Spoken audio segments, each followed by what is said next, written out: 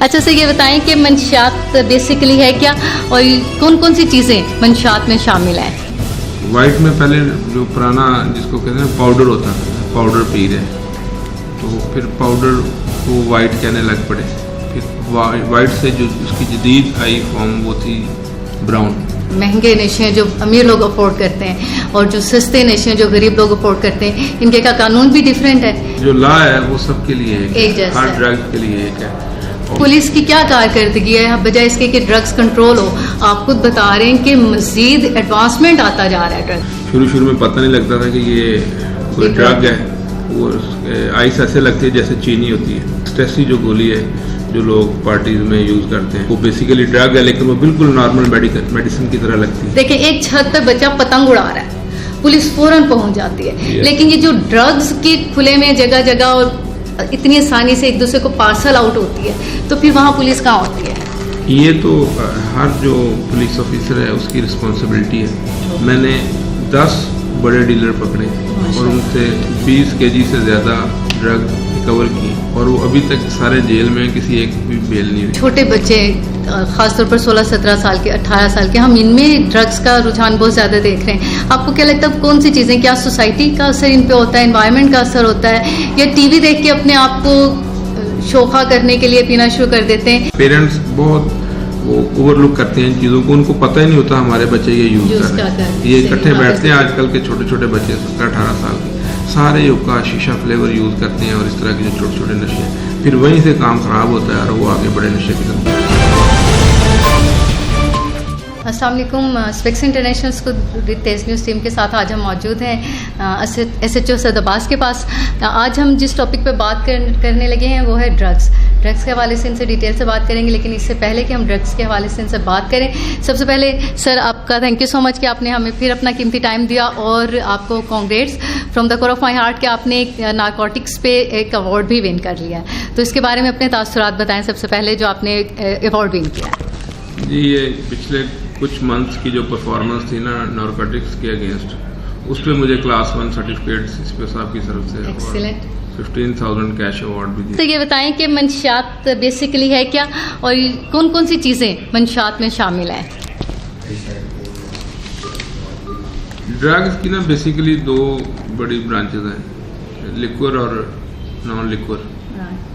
Liquor में wine आती है और कुछ चीज़ें जो लोग स्मेल करते हैं या लाइक दैट। तो जो नॉन लिक्वर है उसमें उसकी फिर 2 ब्रांचेस हैं, वाइट और ब्राउन या वाइट और ब्लैक। वाइट में पहले जो पुराना जिसको कहते हैं पाउडर होता था, पाउडर पी रहे, तो फिर पाउडर को वाइट कहने लग पड़े।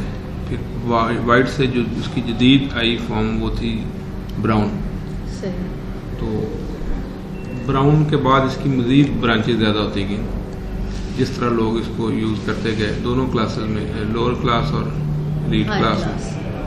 तो अब ये जो पाउडर है ना वाइट और ब्राउन, तो ये नॉर्मली लोअर क्लास के जो एडिक्टेड हैं वो करते हैं। तो दूसरी जो इसकी अक़साम है ना वो बहुत एडवांस चली गई हैं, जिनमें कोकेन, कैंडी, ये बहुत महंगे नशे हैं जो लोग अफोर्ड करते हैं वो करते हैं। लेकिन ये जो महंगे नशे हैं जो अमीर लोग अफोर्ड करते हैं और जो सस्ते नशे हैं जो गरीब लोग अफोर्ड करते हैं, इनके का कानून भी डिफरेंट है कि महंगे लोगों को छोड़ दिया जाए और सस्ते लोगों को। जो लॉ है वो सबके लिए एक जैसा हर है। ड्रग के लिए एक है। और अब एक नया इंट्रोड्यूस हुआ है नशा, स्कंक, और उसके साथ एक आइस वर्ड है वो इंट्रोड्यूस हुआ है। तो वो बड़ी ना इसकी कह लें कि मॉडर्न फॉर्म्स है ड्रग्स तो सर ऐसे में फिर पुलिस की क्या कारकर्दगी है बजाय इसके कि ड्रग्स कंट्रोल हो? आप खुद बता रहे हैं कि मजीद एडवांसमेंट आता जा रहा है ड्रग्स में। हाँ, उसमें 2 प्रॉब्लम्स आती हैं हमें। एक तो नई जो आती है प्रोडक्ट, उसके बारे में पता चलते थोड़ा टाइम ना वेस्ट हो जाता है कि ये चीज़ आ गई। जैसे स्कंक और आइस को पकड़े तो शुरू में पता नहीं लगता था कि ये कोई ड्रग है। वो आइस ऐसे लगती है जैसे चीनी होती है। अच्छा, बिल्कुल। तो स्कंक का भी ऐसे ही हिसाब है। एक्सटेसी जो गोली है जो लोग पार्टीज में यूज़ करते हैं, तो वो बेसिकली ड्रग है, लेकिन वो बिल्कुल नॉर्मल मेडिसिन की तरह लगती है और उसके वजह से बहुत से लोगों की डेथ भी हुई है। वो इतना ख़तरनाक नशा है।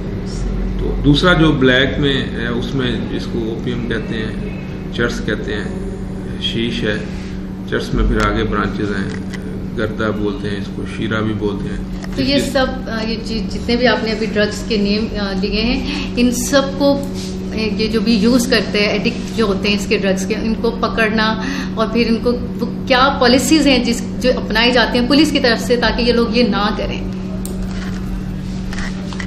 पुलिस की तरफ से ये है कि हम एफआईआर दर्ज करते हैं, जो लॉ एंड नारकोटिक्स ड्रग्स का, उसके तहत हम कार्रवाई करते हैं। फिर इसकी बड़ी सीवियर सज़ाएँ हैं, बहुत सी चीज़ें नॉन अवेलेबल है इसमें, तो वो पुलिस फिर उस पर करती है एक्शन, अपनी कार्रवाई करती है, जिसके रिजल्ट भी आते हैं। अच्छा सर, ये अभी तो हम लीड क्लास की बात नहीं कर रहे, अभी हम इस क्लास की बात करें जो छोटे घरानों के बच्चे, शौहर ड्रग्स का शिकार हो जाते हैं, तो वो तो फैमिली मेंबर्स आके नहीं आपको बताएंगे कि इनके खिलाफ कार्रवाई करो।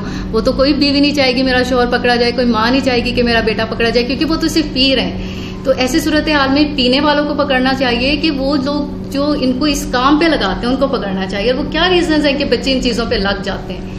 नॉर्मली पुलिस जो है ना पीने वालों को नहीं पकड़ती।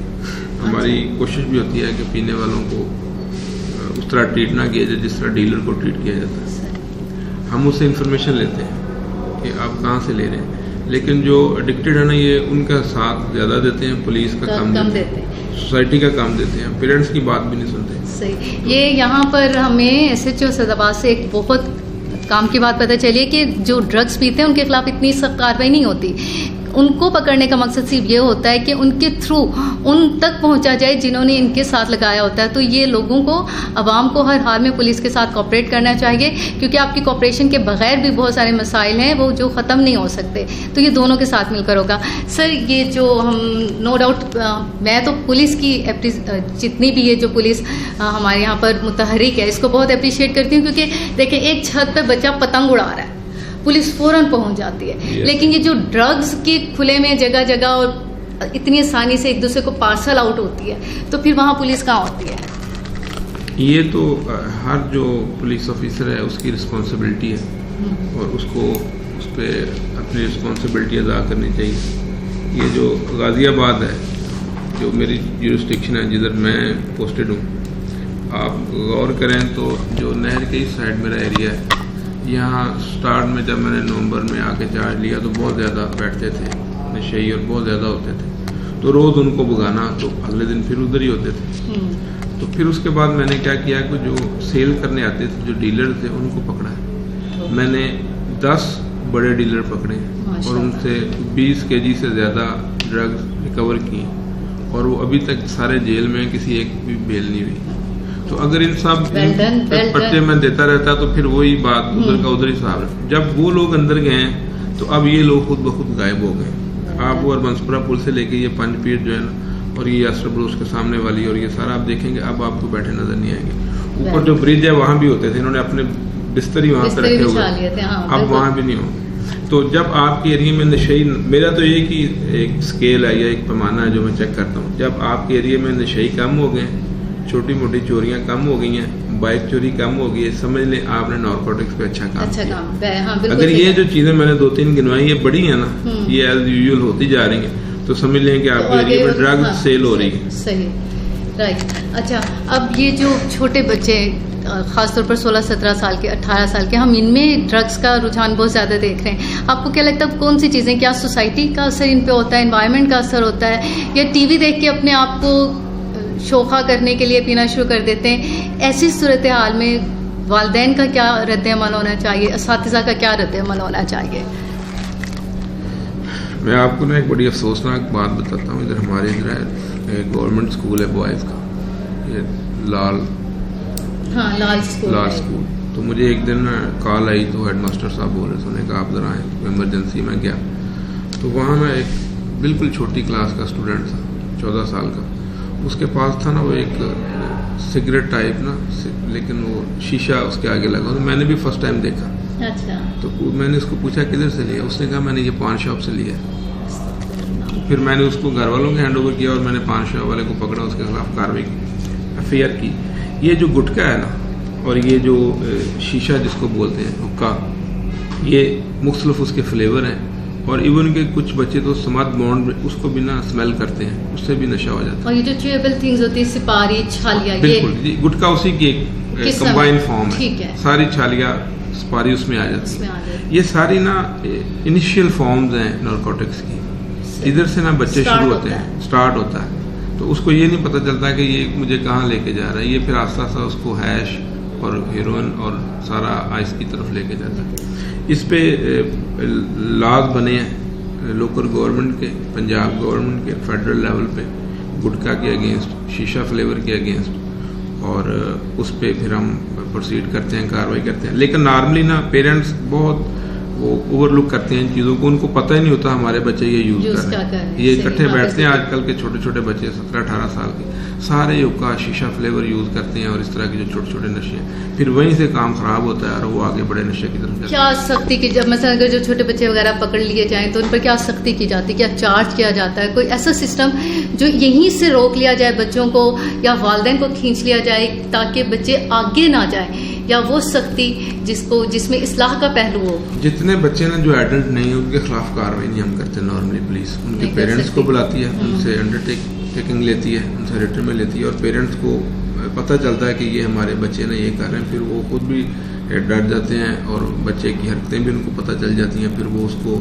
सख्ती करते हैं और रोकते हैं।